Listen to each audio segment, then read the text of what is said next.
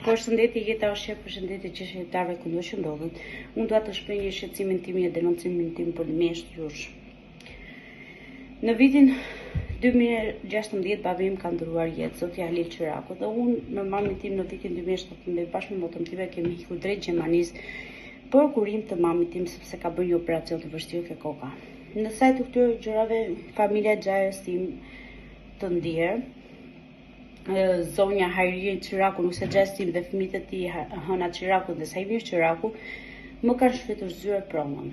Më kanë bërë thyrje të xhamave dhe më kanë shfrytëzuar pronën me lloj gjërash objekte të ndryshme që cilat nuk janë të shtëpisë një.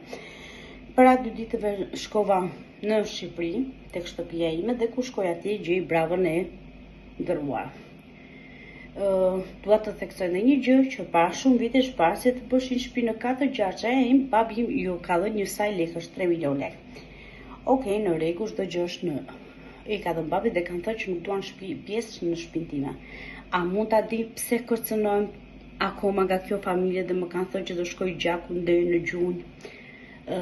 A ka shtet këtu apo nuk ka shtet? Sepse unë këtë gjë kam çuar dhe në shtet. Ju faleminderit të gjithëve.